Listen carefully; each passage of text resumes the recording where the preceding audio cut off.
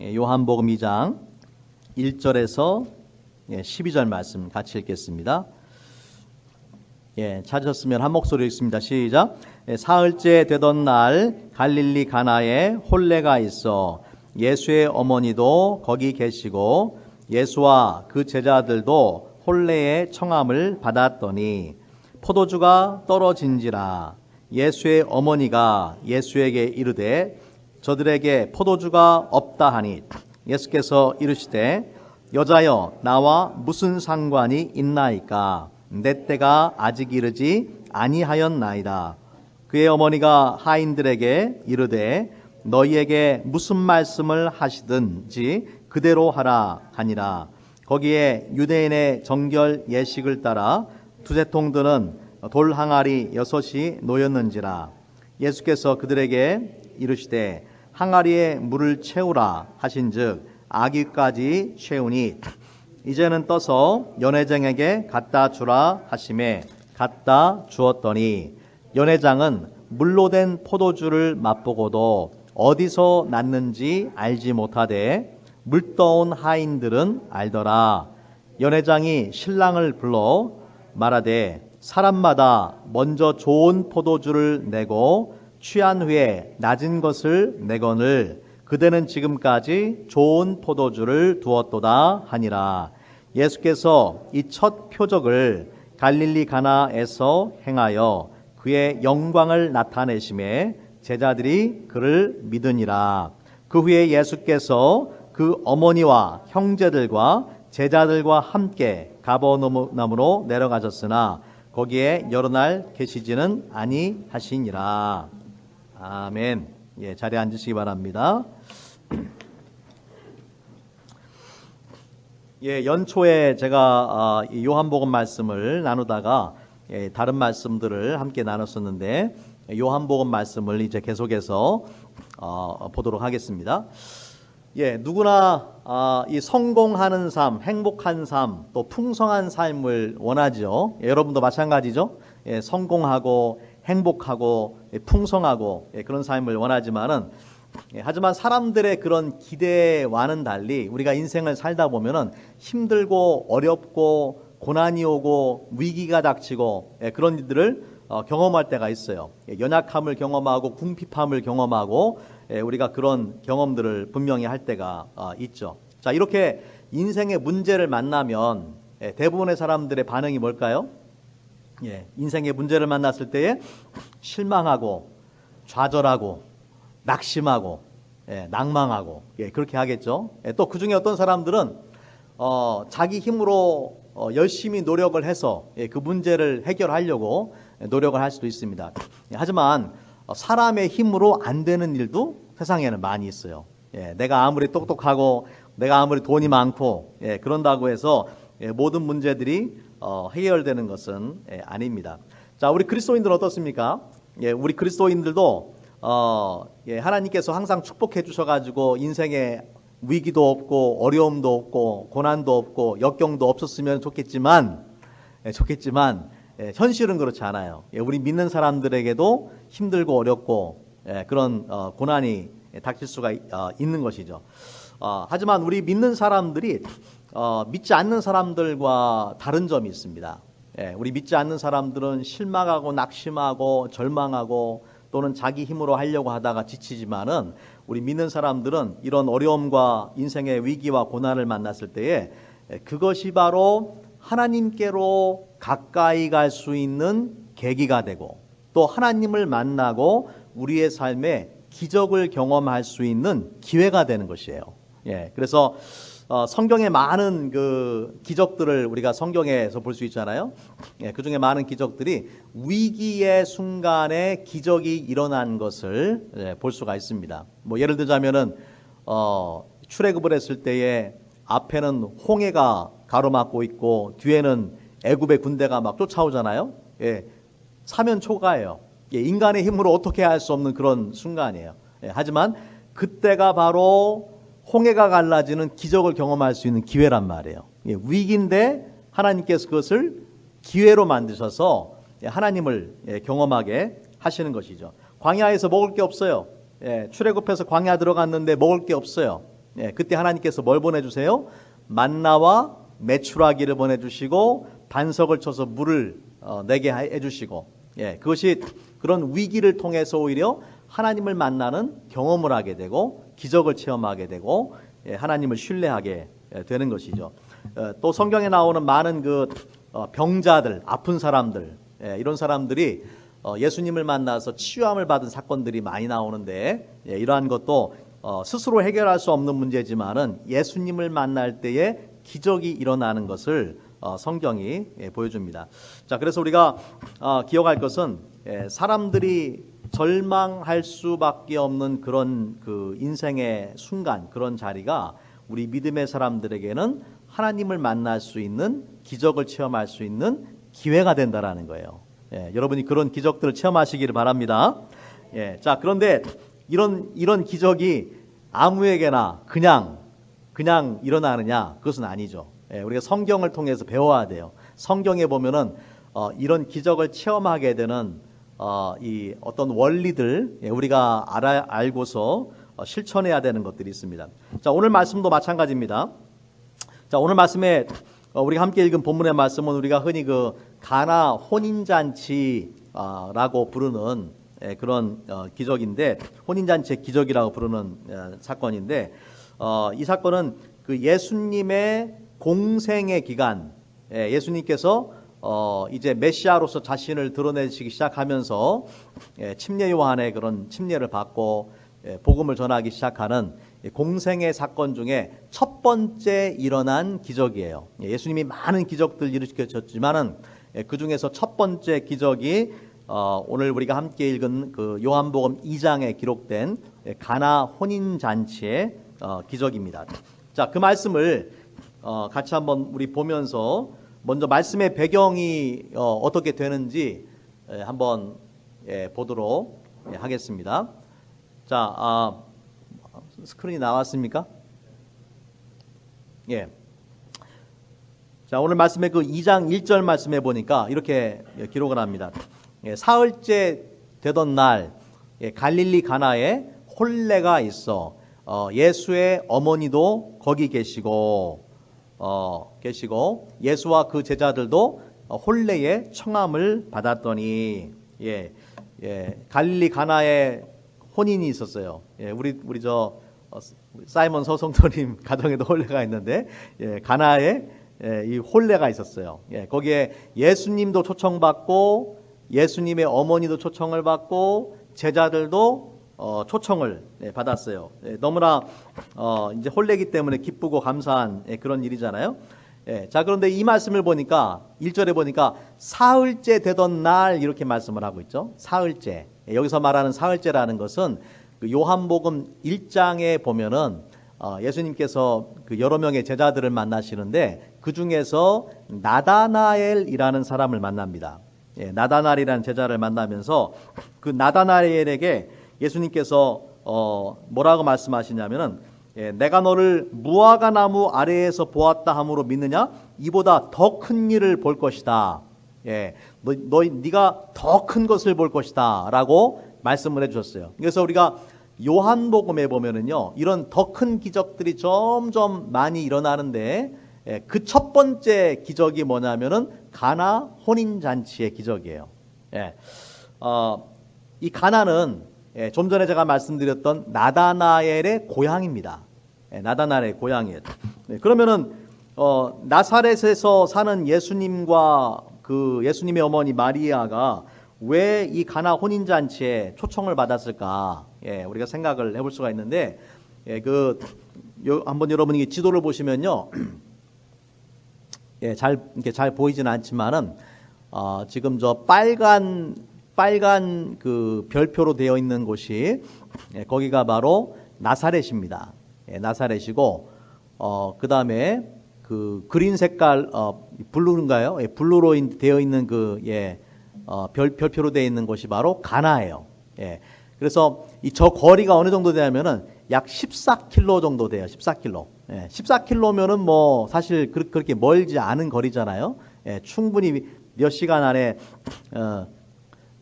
갈 수 있는 그런 거리죠. 그리고 그 당시에는 인구가 많지는 않아요.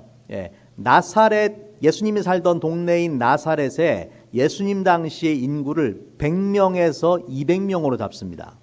많아야 200명이라는 거예요. 그럼 어떻습니까? 동네 사람 서로 다 아는 거예요.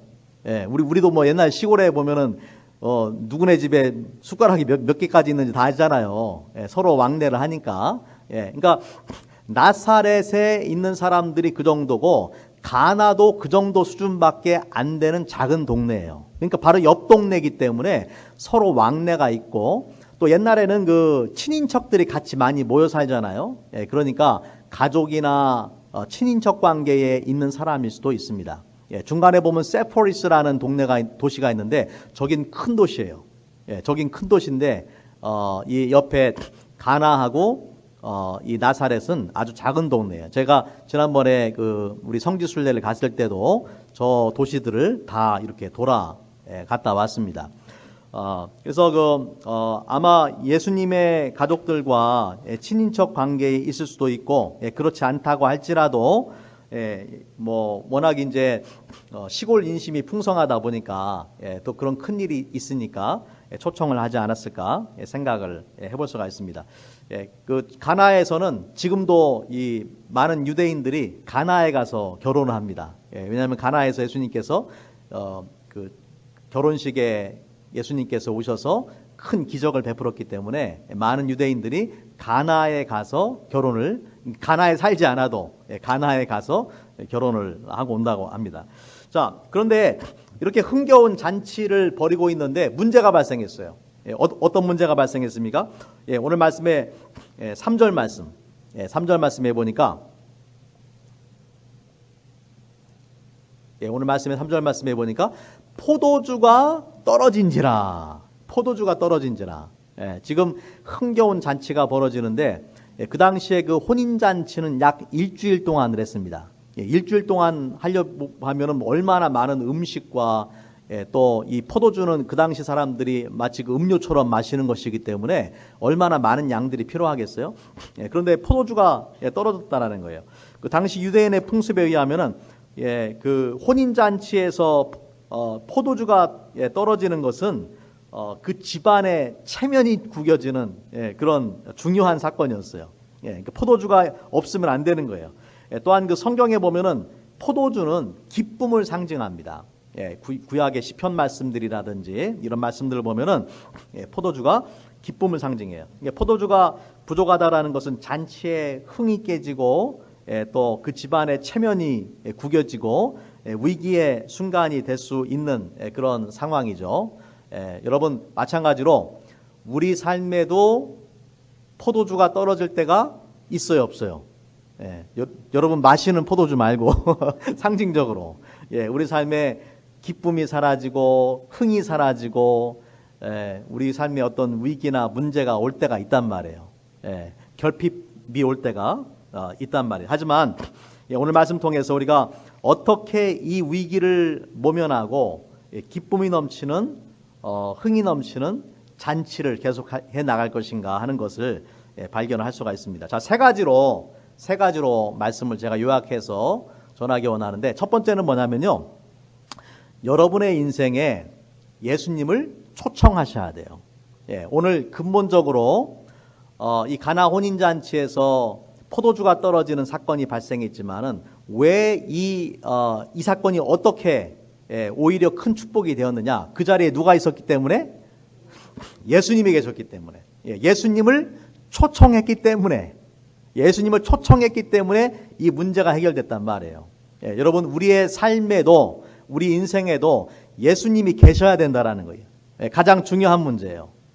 예수님이 계실 때에 예수님이 계심으로 인해서 우리 삶의 문제가 해결될 수 있다. 만약 예수님이 이 혼인잔치에 초청받지 않았다라면은 지금 생각해 보니까 예수님하고 예수님 제자들까지 그 초청을 받아갔으니까 제자들이 너무 많이 마셨을 수도 있을 것 같아요. 너무 많이 포도주를 너무 마셔가지고 초청받지 않았던 예수님의 제자들까지 와가지고 아마 다 포도주가 떨어졌을 수도 있을 것 같습니다. 자, 어쨌든지 간에 우리가 인생을 살면서도 이런 문제들, 포도주가 떨어지는 사건들, 때로는 경제적인 문제, 정신적인 문제, 또 육체적인 문제, 영적인 문제, 이런 어려움을 경험할 수가 있단 말이죠. 하지만 우리가 이런 문제들을 정말 혼자서 감당할 수는 없지만은 전능하시고 전지하시고 우리를 누구보다도 사랑하시는 주님이 그 자리에 계시면, 그 자리와 함께 하시면은 우리의 문제가 해결될 줄로 믿습니다. 예수님이 계신다는 그리스도인 된다라는 것은 지금까지는 내 힘으로 사는 거예요. 내가 다 해야 돼요. 내가. 하지만 예수님을 믿는다라는 것은 이제 그 주님을 우리가 의지하고 살아가는 것을 말하는 것이죠. 그래서 이러한 기적을 경험하기 위한 첫 번째 단계가 뭐냐? 예수님을 초청해야 된다. 우리 삶에 초청해야 된다. 우리 잘 아는 요한복음 1장 12절 말씀에 영접하는 자 곧 그 이름을 믿는 자들에게는 하나님의 자녀가 되는 권세를 주셨다. 예수님을 내 인생에 초청할 때에, 영접할 때에 우리가 하나님의 자녀가 되는 권세를 얻게 되는 것이죠. 자, 두 번째. 첫 번째는 예수님을 내 삶에 초청을 해야 된다. 두 번째는 뭐냐면은 예수님께 요청을 하는 거예요. 예수님께 요청하는 걸 다른 말로 뭐라고 말할 수 있을까요? 기도하는 거지, 기도.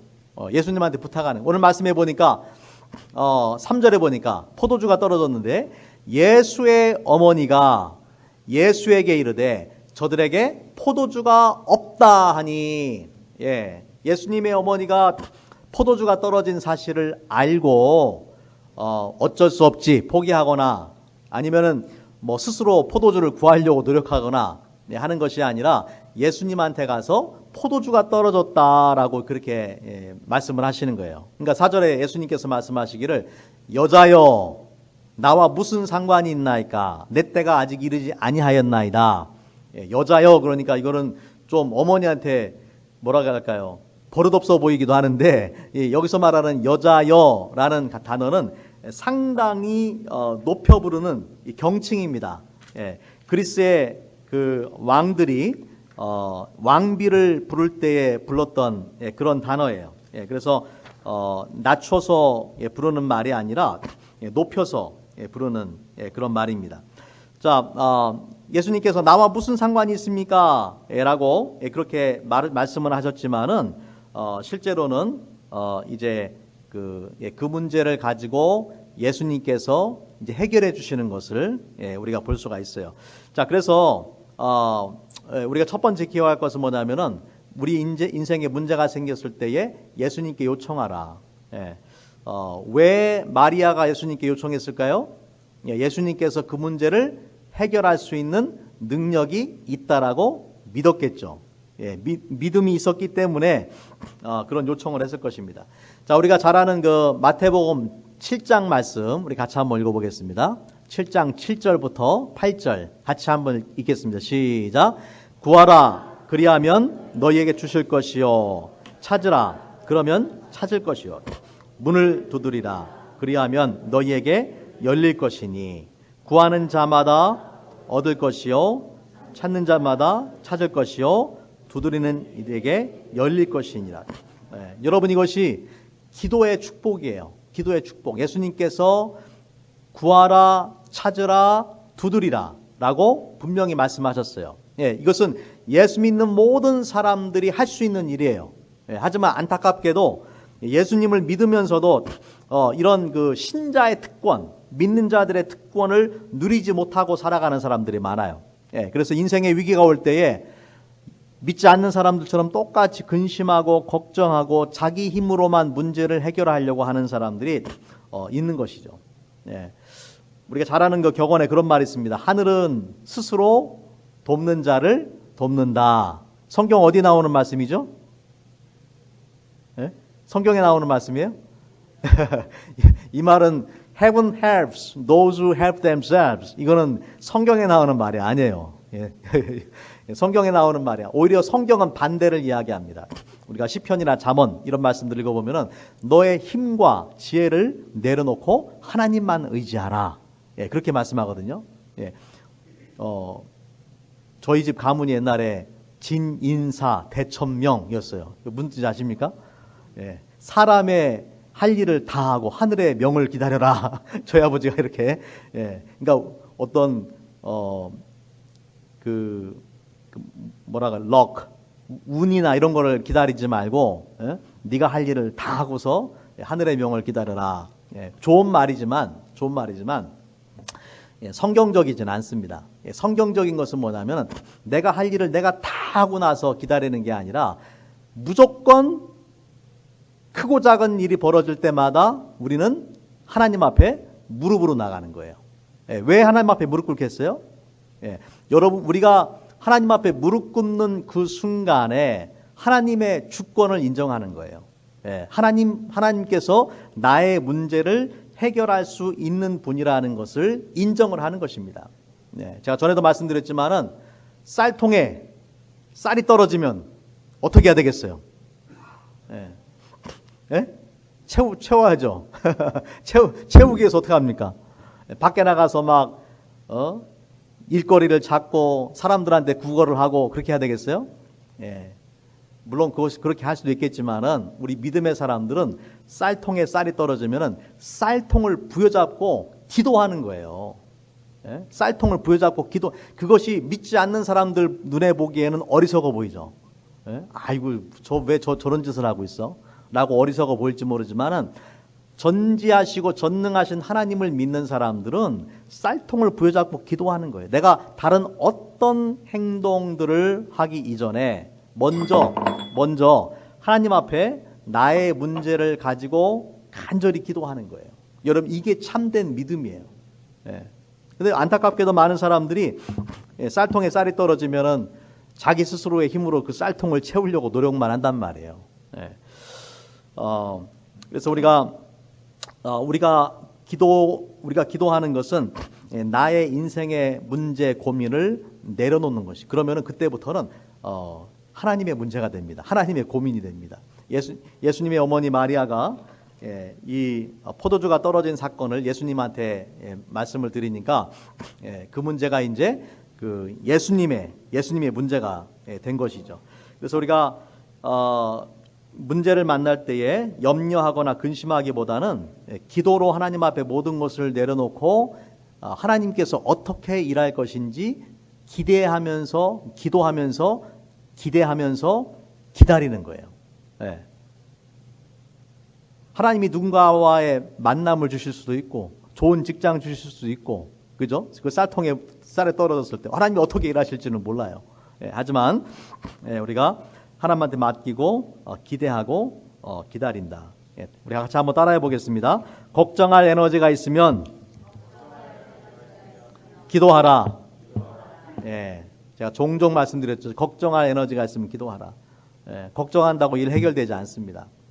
걱정하면 스트레스만 받아가지고 머리 빠지고 잠 안 오고 소화 안 되고 여러 가지 질병의 만병의 근원이 그 스트레스 받는 거잖아요. 하지만 우리 믿는 사람들은 그 걱정할 에너지를 어디에 써야 돼요? 기도하는 데 써요. 기도하고서 맡기는 거, 하나님한테 맡기는 거예요. 내가 하나님한테 진짜 맡겼으면 뭐가 와요? 우리 마음에 평안이 와요. 평안. 더 이상 그 문제를 가지고 염려하지 않아요. 하지만 기도하고도 맡기지 않았으면 여전히 근심하고 걱정하는 거예요. 그래서 우리가 기도할 때는 하나님한테 완전히 내려놓고 맡기고 이제 걱정하지 않는 것이에요. 그때 이제 마리아는 더 이상 걱정하지 않는 거죠. 예수님한테 맡겼으니까. 자, 이제 어떤 일이 벌어지는가 같이 한번 보겠습니다.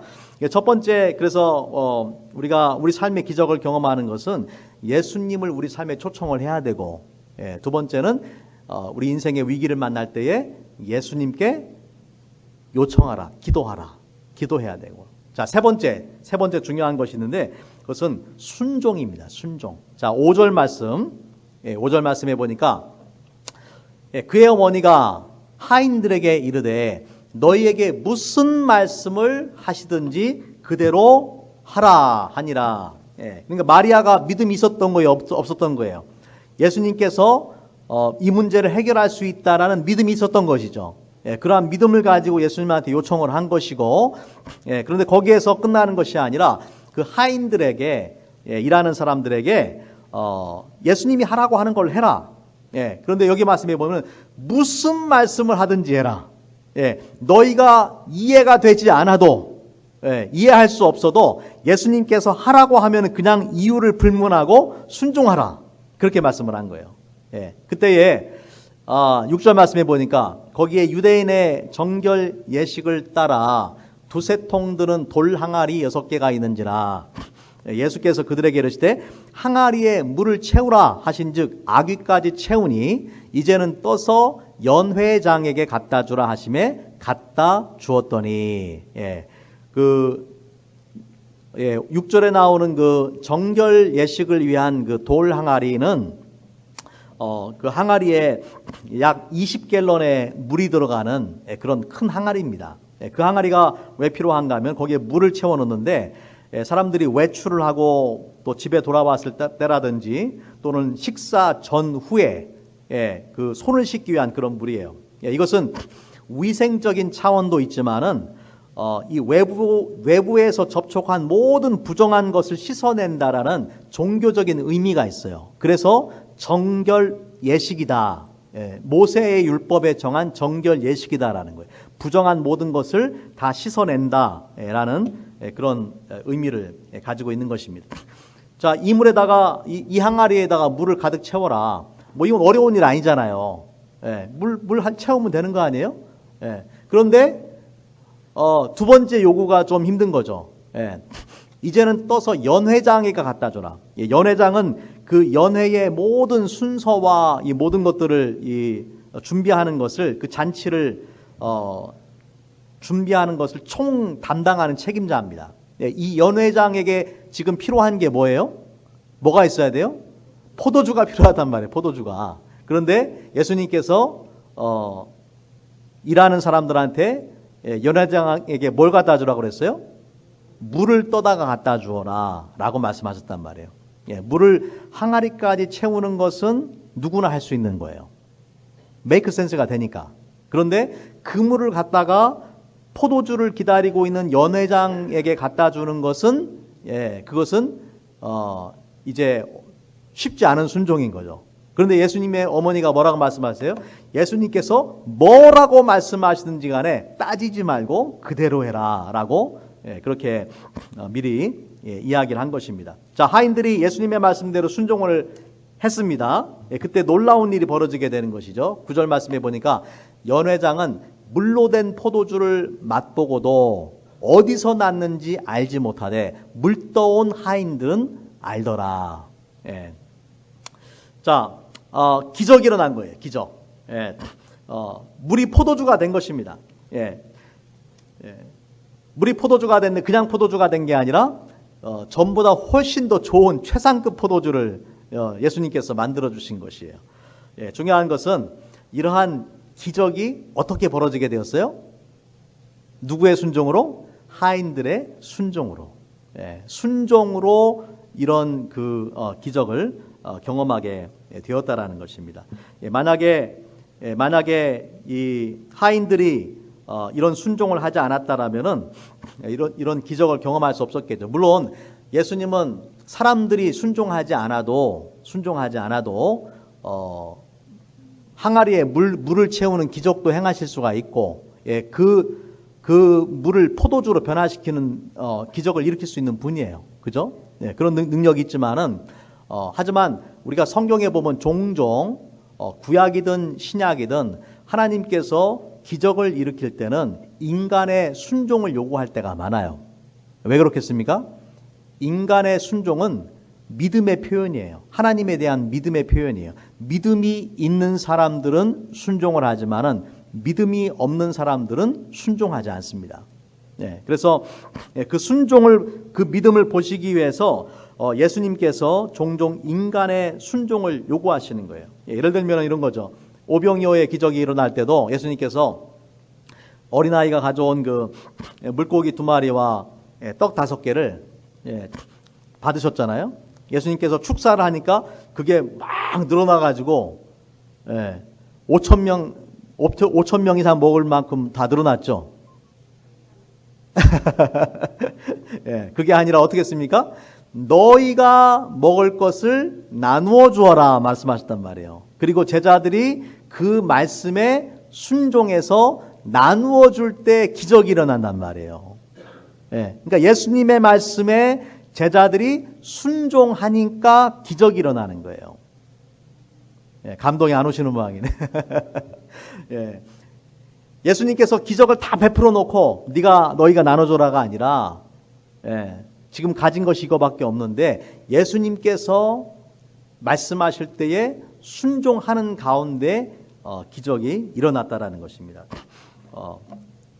또 그 외에도 예, 정말 많은 사건들이 있는데 또 나중에 그 요한복음 9장에 보면은요, 이 실로암에 가서 어떤 그 맹인이 왔을 때에 예수님께서 땅에 침을 뱉어가지고 진흙을 이겨서 그의 눈에 이렇게 바르십니다. 예, 그러면서 실로암에 가서 씻으라. 예, 그렇게 말씀하셨어요. 예, 이 눈먼 사람이 이걸 기분 나쁘게 여기고 순종하지 않을 수도 있잖아요.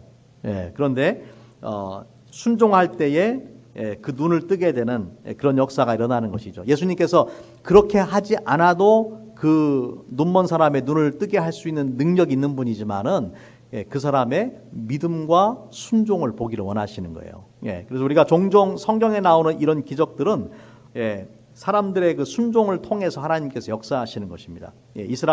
이스라엘이 출애굽에서 앞에 홍해가 가로막고 있을 때에도 모세에게 지팡이를 들어서 손을 바다 위에 내밀어라 라고 말씀하셨어요. 그냥 갈라주신 게 아니에요. 모세의 순종을 통해서 홍해가 갈라지게 하시는 것이죠. 북이스라엘에 그 엘리사라는 유명한 선지자가 있잖아요. 그 엘리사를 누가 찾아왔냐면은 아람의 군대 장관인 나아만이 왔어요. 나아만. 우리 새벽기도 하신 분들은 다 들었지만, 그 나아만이 군대 장관이지만 문둥병이 있는 사람이었어요. 그래서 엘리사가 그 병을 고칠 수 있는 선지자다라는 소문을 듣고 왔는데, 엘리사가 나아만에게 뭐라고 말합니까? 요단강에 가서 7번 씻어라. 그렇게 말씀한단 말이에요. 그러니까 처음에는 나아만이 기분이 나빠가지고 화를 내면서 그냥 가려고 하다가 그 종들이 이보다 더 심한 일이라도 병만 나음받을 수 있다면 뭘 못하겠습니까? 설득을 해서 요단강에 가지고 7번 몸을 씻잖아요. 7번 몸을 씻으니까 어떻게 됐습니까? 그 살이 어린아이의 살처럼 되었다라고 성경은 기록합니다. 뭘 요구한 거예요? 순종을 요구해요. 순종. 그렇게 하지 않아도 하나님은 하실 수 있는 능력이 있는 분이지만은 하나님께서 순종을 통해서 기적을 일으키시는 것을 우리가 성경 전체를 통해서 볼 수가 있습니다. 그래서 여러분 우리가 하나님의 도우심을 경험하고 하나님의 기적을 경험하기 위해서는 기도만 해서는 안 돼요. 기도와 함께 반드시 해야 되는 게 뭐예요? 순종이에요. 순종. 안타깝게도 많은 사람들이 기도는 하는데 순종을 하지 못할 때가 있어요.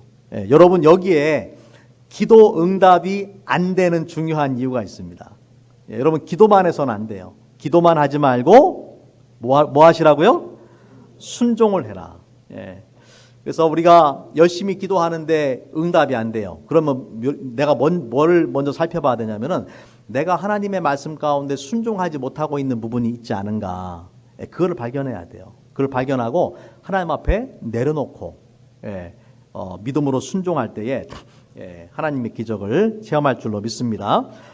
상황이 아무리 힘들고 어렵고 또 때로는 내가 이해가 되지 않아도 이것이 하나님의 뜻이고 하나님의 말씀이라고 생각되면은 순종하는 거예요.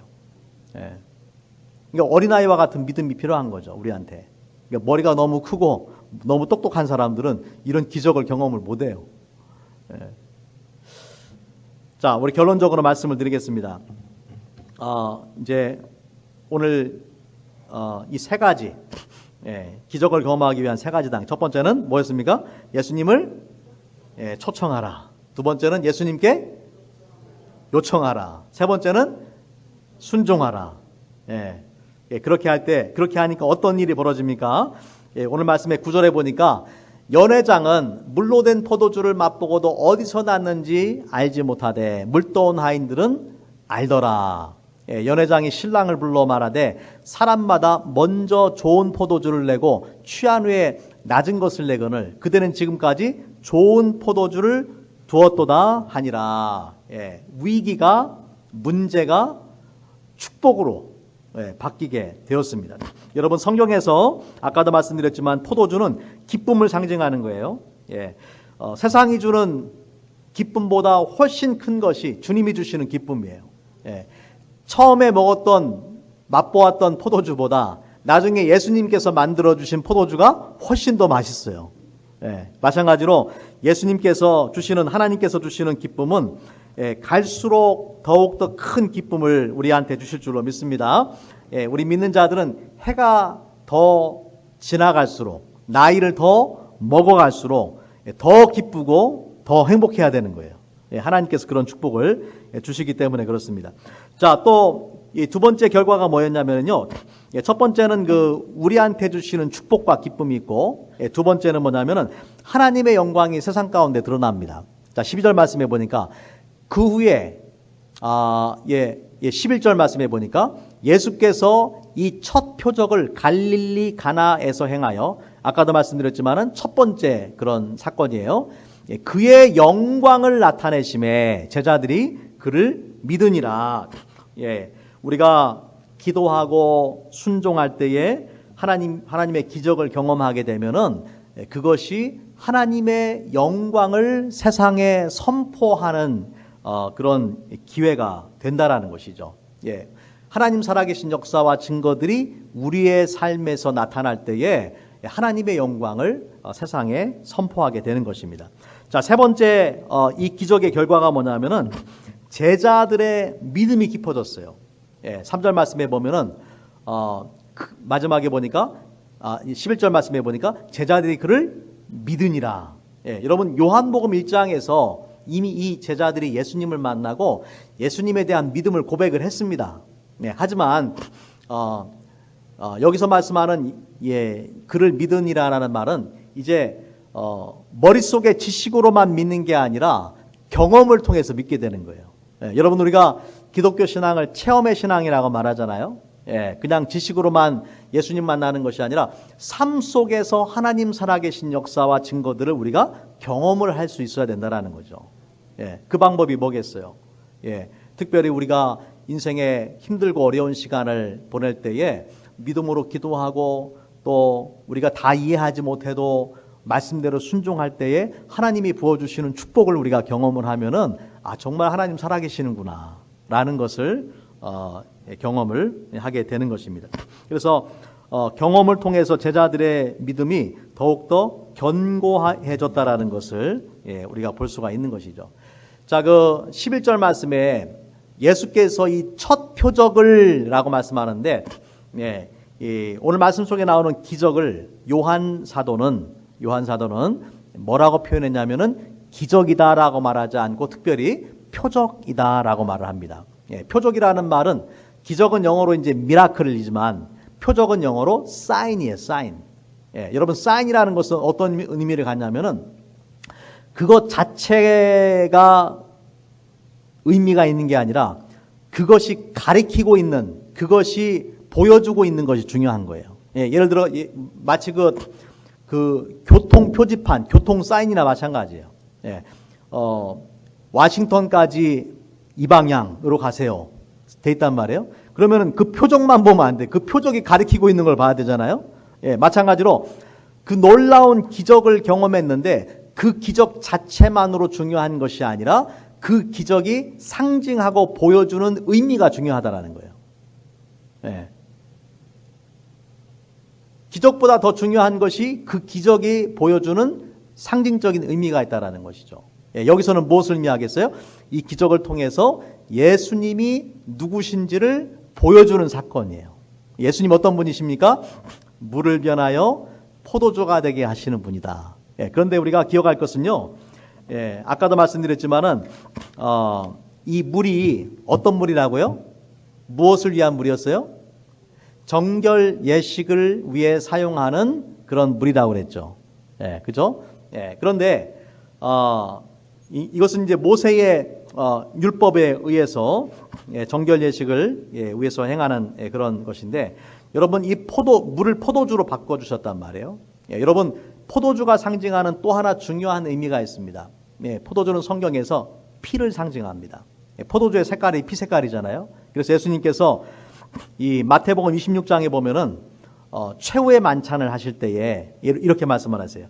이것은 내 죄사함을 얻게 하려고 많은 사람을 위하여 흘리는 바 나의 피, 곧 언약의 피니라. 포도주를 가리켜서 이것은 나의 피, 언약의 피다. 예수 그리스도의 피를 통해서 우리가 완전한 죄사함을 받게 되는 것이죠. 우리를 죄에서 깨끗하게 할 수 있는 것은 정결 의식을 위해서 모아놓은 그 물이 아니라 그것은 일시적으로 우리를 깨끗하게 할 수 있을지 모르지만은 예수님을 우리의 죄에서 완전하게 once and forever 단번에 영원히 우리를 죄에서 깨끗하게 하는 것은 무엇이라고요? 예수님의 보혈이다. 여러분 이것이 포도주의 상징이에요. 예. 그 물을 변해서 포도주가 되게 하신 것입니다. 말씀을 정리합니다. 여러분 인생의 위기를 만날 때에 예수님을 여러분의 삶에 초청하시기를 바랍니다. 예수님을 신뢰하고 의지함으로 기도하시기 바랍니다. 또 하나님의 말씀을 생명처럼 귀하게 여기고 말씀대로 순종하시기를 바랍니다. 그때 어떤 결과가 일어납니까? 기적을 경험하게 된다. 그리고 그 기적을 통해서 우리가 기쁨을 누리고 기적을 통해서 하나님의 영광이 세상에 선포되어지고 또 기적을 통해서 예수님을 향한 우리의 믿음이 더 깊어져 가게 되는 거예요. 우리의 믿음이 한 단계 업그레이드가 되는 거예요. 그래서 우리가 신앙생활을 많이 하면 할수록 이런 하나님의 은혜를 경험하고 우리의 신앙이 성숙해져 가고 또 우리를 통해서 하나님의 영광이 세상에 선포되기를 바랍니다. 우리 같이 한번 기도하겠습니다.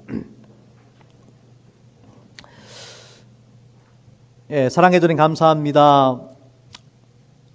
우리 삶에 포도주가 떨어질 때에 낙심하거나 근심하거나 실망하거나 좌절하지 말게 하여 주시옵소서.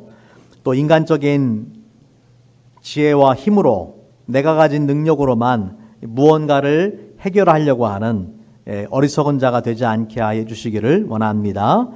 우리 삶에 주님을 초청하고 또 주님 앞에 그 문제를 기도로 아뢰고 또 주님께서 주시는 음성에 귀를 기울이고 믿음으로 순종함으로 말미암아서 그 문제가 해결되어지는 놀라운 축복을 누리고 그로 인하여서 하나님이 주시는 기쁨을 우리가 누릴 뿐만 아니라 하나님의 영광을 세상에 선포하고 우리의 믿음이 더욱더 견고해져가는 그런 놀라운 축복을 누리게 하여 주시옵소서. 감사하며 우리 주 예수님 이름으로 기도합니다.